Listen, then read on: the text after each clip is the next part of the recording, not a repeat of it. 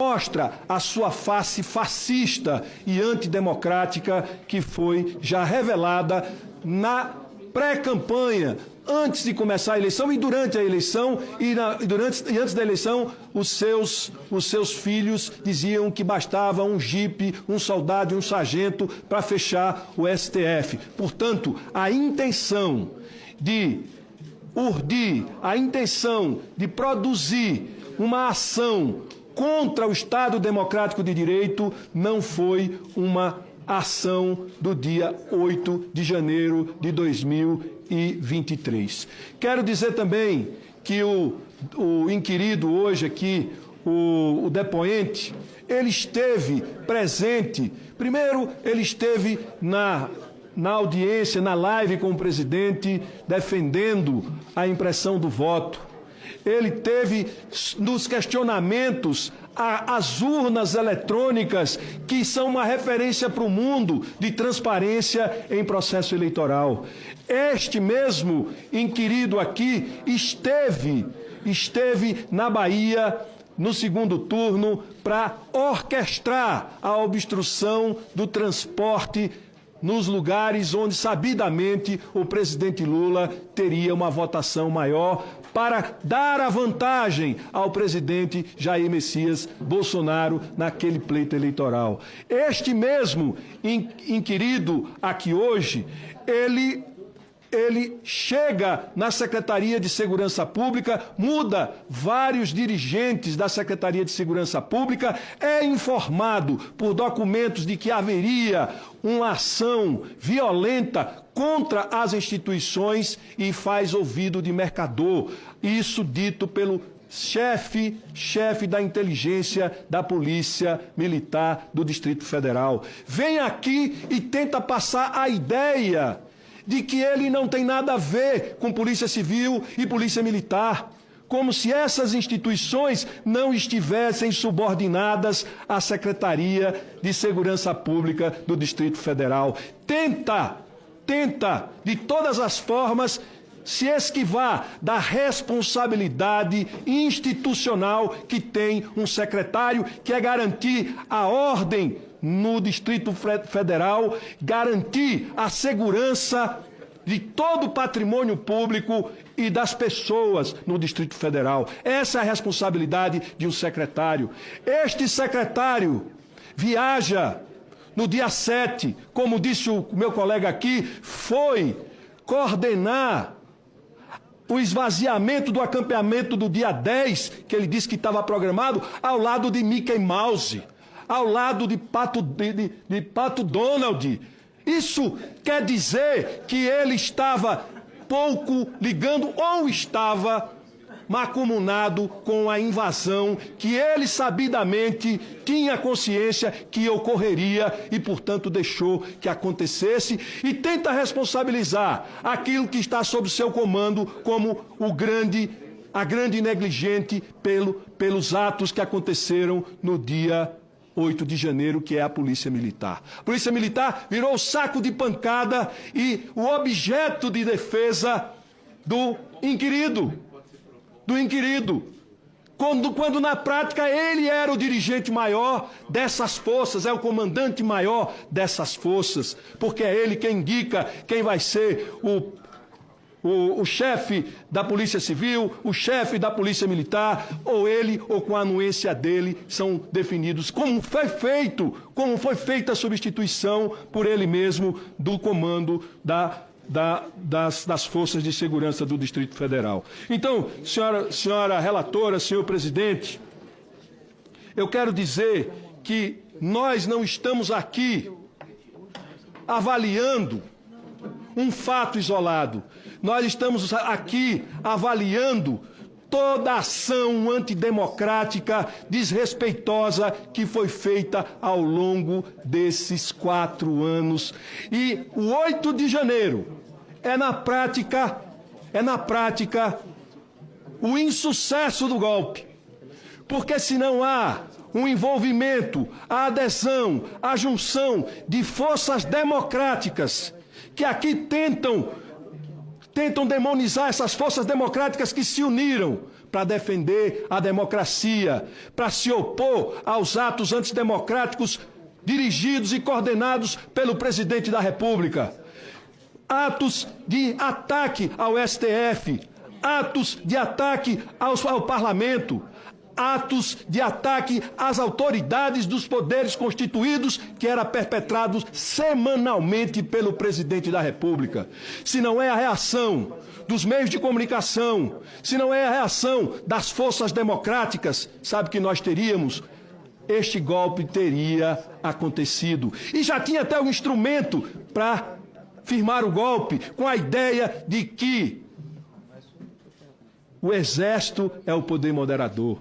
O Exército não é poder moderador, não está na Constituição e não tem essa capacidade de definir quem é que está certo ou quem é que está errado para poder fazer intervenção militar e criar as condições de retomada da normalidade.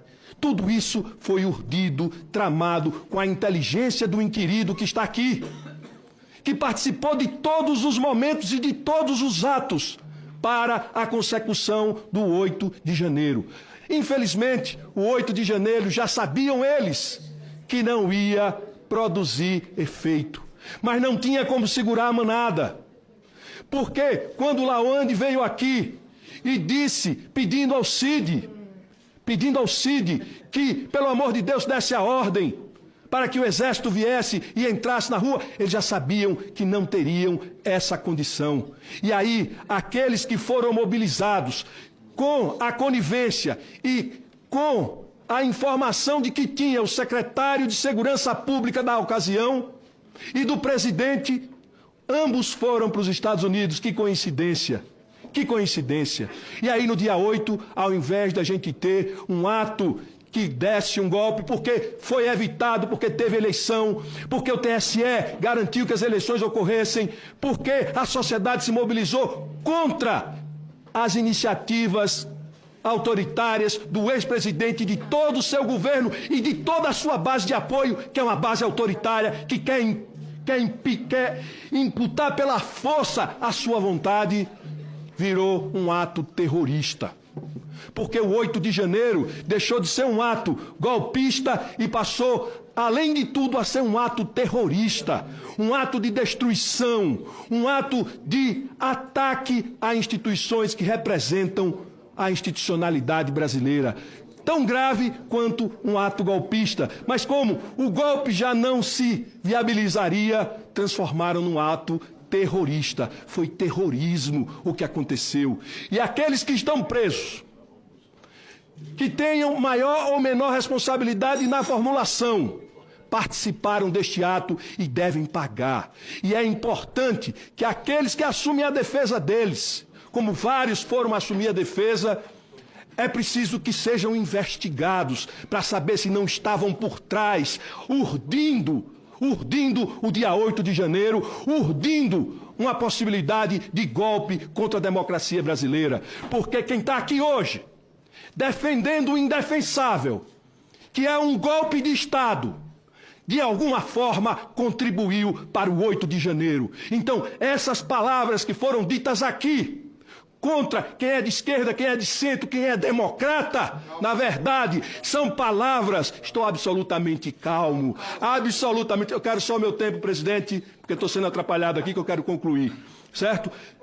Eu quero dizer que essas pessoas estavam e estão por trás de uma tendência autoritária de querer comandar este país, esse povo, com a mão forte de uma ditadura, do fascismo, da exclusão, que foi o que se produziu no governo Bolsonaro, 30 milhões de pessoas passando fome por conta dessa compreensão tosca, dessa compreensão vil sobre o que é um... Eu vou aqui, democraticamente, apresentar uma visão diferente da unanimidade das pessoas que até aqui falaram, certo? O 8 de janeiro, todo momento ele tem um fio de meada. Nada acontece assim. A gente sabe que a história ela está encadeada. Então, quando a gente analisar o 8 de janeiro, a gente tem que ver os antecedentes desse 8 de janeiro. Qual era a moldura dele, qual era o contexto que ele se deu, qual foi o discurso que inspirou o 8 de janeiro. Não é? E ninguém aqui é ingênuo. Não é? Então, o 8 de janeiro foi um momento preocupante e acabou representando uma ameaça clara à democracia. Isso é um negócio ululante. Não tem mais, a história está aí, a história está consolidada, não tem mais como apagar a história. O fato é que a pregação contra o regime instituído, digamos, assegurado pela Constituição, foi evidente. Evidente. E me desculpe, estou aqui o senador Flávio Bolsonaro, mas houve um agente catalisador disso tudo. E o agente catalisador, por coincidência, foi o presidente da República. Minha gente, só um minutinho, catalisador deixa foi ele. O presidente da República. Por quê? O presidente da República convocou 120 embaixadores. Gente, só um minutinho, vamos ouvir. Posso concluir? Gente, só um minutinho, eu vou ser breve. Vamos ouvir. Vou ser breve.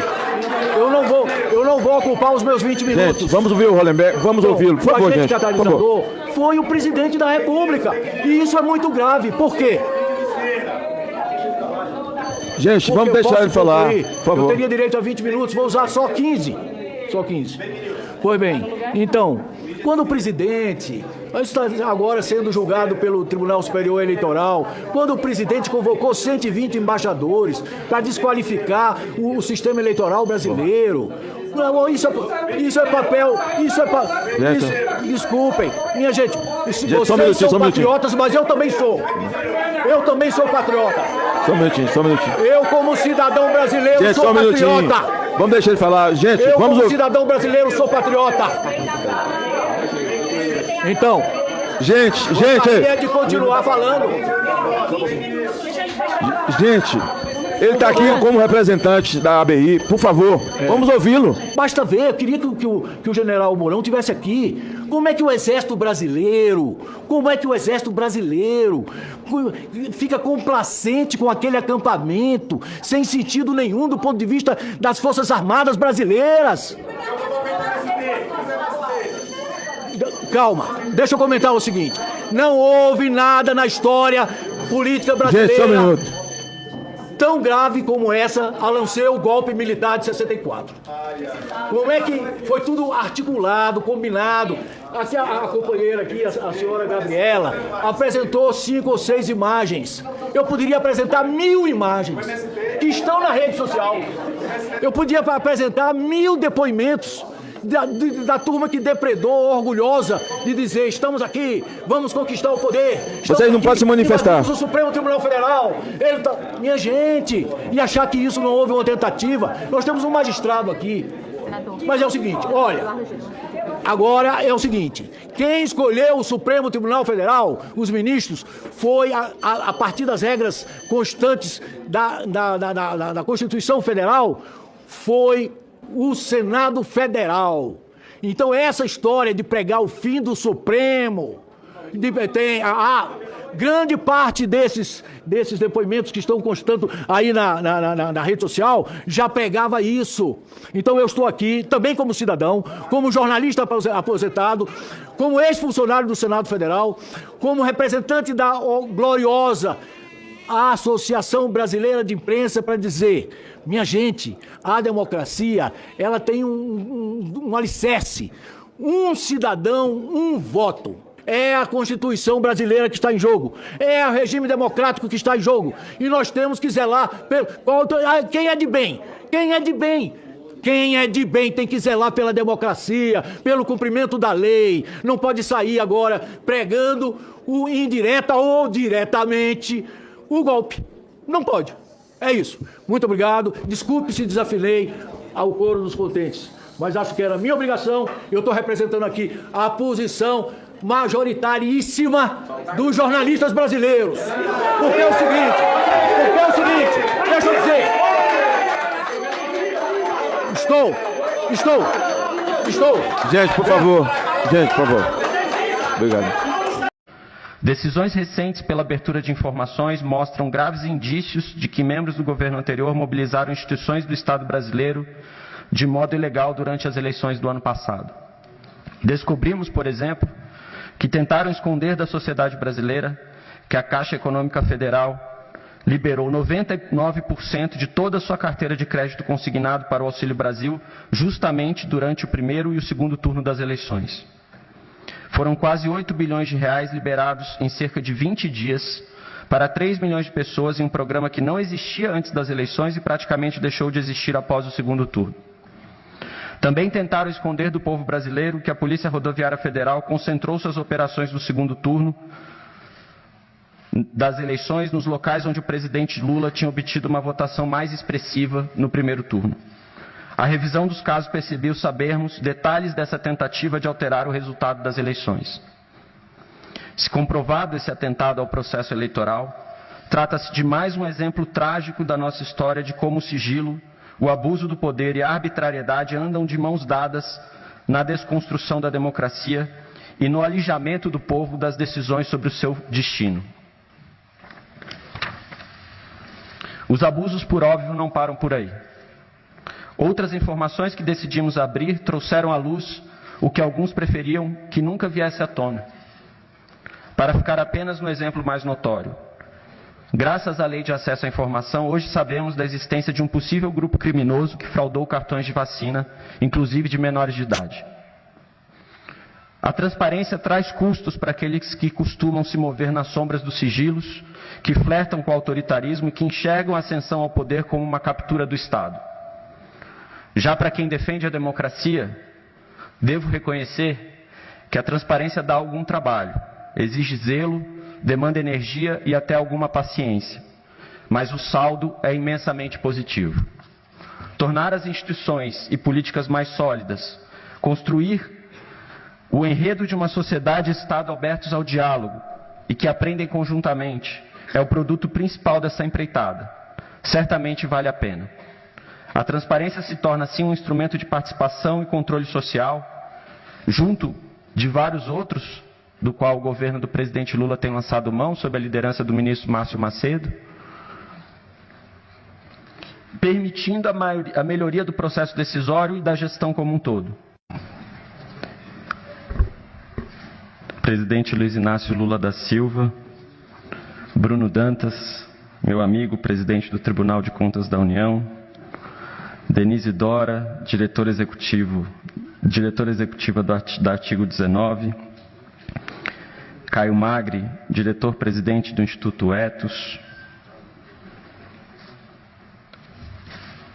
ministros e ministras aqui presentes, queria cumprimentar, em nome de todos eles, a ministra Esther Dweck, que foi muito importante nesse processo de elaboração dos atos normativos que nós estamos hoje celebrando. Andrei Rodrigues, diretor-geral da Polícia Federal, ex-ministro da CGU, senhores Jorge Age e o senhor Luiz Navarro, Vânia Vieira, secretária executiva da CGU, em nome de quem eu cumprimento todos os secretários aqui presentes e todos os servidores aqui presentes, especialmente os servidores da Controladoria Geral da União, parlamentares, imprensa, senhoras e senhores. Presidente, ninguém mais que o senhor representa a ambição do povo brasileiro por democracia.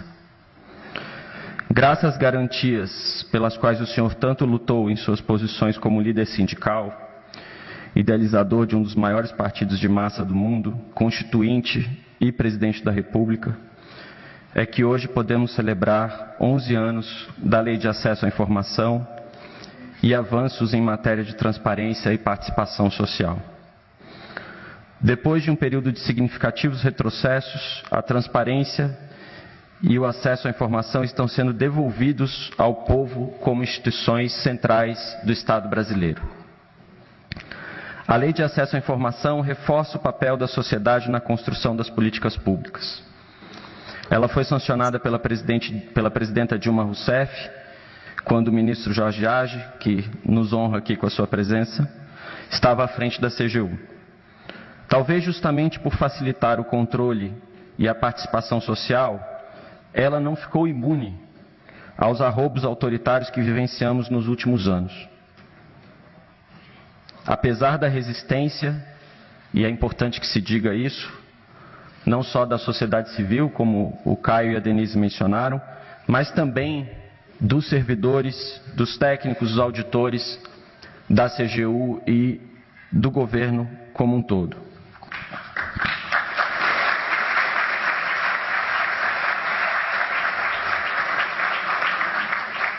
Não é por acaso que a transparência pública se tornou um dos assuntos centrais do debate eleitoral. Na realidade, o dia de hoje se iniciou em 31 de outubro do ano passado, quando mais uma vez, na história brasileira, começamos a viver a transição de uma cultura do segredo e do sigilo para uma cultura da transparência, devido à eleição do presidente Lula. Queremos ter como horizonte para as nossas ações a continuidade daquilo que foi promovido por anos de imposição de sigilos indevidos? Queremos entrar para a história como aqueles que desejam que alguns assuntos nunca venham ao público? Ou que demorem 100 anos para ser analisados? Ou devemos perseguir um padrão de institucionalidade e conduta ética condizente com a vida democrática?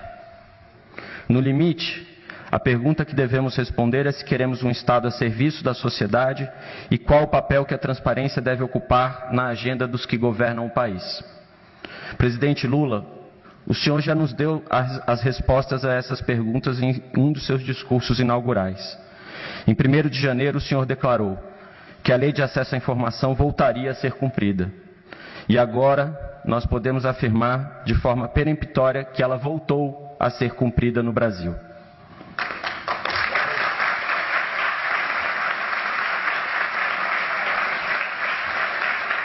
O trabalho da CGU e de todo o governo federal nesses primeiros meses são prova disso. Em um de seus primeiros atos, o presidente nos determinou que revíssemos os sigilos indevidos decretados pelo governo anterior. A tarefa não era simples. A partir dessa diretriz, foi possível identificar onde houve abusos. E assim elaboramos enunciados para que decisões como essas não voltem a acontecer. Inclusive, presidente, um dos decretos que o senhor assinará hoje fará com que esses enunciados passem a valer para toda a administração pública. Mas o trabalho da CGU não se esgotou aí. Continuamos nos dedicando a revisar casos emblemáticos para propor medidas de melhoria no sistema de transparência. São páginas que envergonham a justiça. São páginas que envergonham a justiça. O que se fez em Curitiba, nessa chamada República de Curitiba com a Lava Jato, nós temos que, na verdade, fazer um escrutínio muito severo, muito severo, muito severo. Porque se trata de algo extremamente grave. E eu já disse isso aos colegas do STJ. Tem que se perguntar que erros que se está cometendo para admitir gente tão chinfrim, tão desqualificada. E por isso também está faltando, nós decidimos, um juiz de garantia. Porque é muito grave para poupar a justiça desse tipo de vexame. Emílio Odebrecht fala, e veja, isso teria que ter inquérito, igual a esse inquérito que nós tivemos aqui, para saber o que se passou. Porque as pessoas só eram soltas, ministro Fachin, liberadas depois de confessarem. E fazer acordo de diligência. Isto é uma vergonha. E nós não podemos ter esse tipo de ônus. Coisa de pervertidos. Claramente se tratava de prática de tortura. Usando o poder do Estado. É disso que se trata. Vamos chamar as coisas pelos nomes. Sem dúvida nenhuma, se trata de pervertidos incumbidos de funções públicas. Isto é uma vergonha. E eu acho que o CJF deveria investigar, a despeito deles terem deixado já as funções. Porque se trata de corrigir para que isso não mais se repita. Como nós estamos perguntando sobre os atos antidemocráticos, o que nós fizemos para chegar até aqui? E o que nós devemos fazer para evitar que isso se repita? Hoje se tem que fazer essa pergunta. porque se trata de algo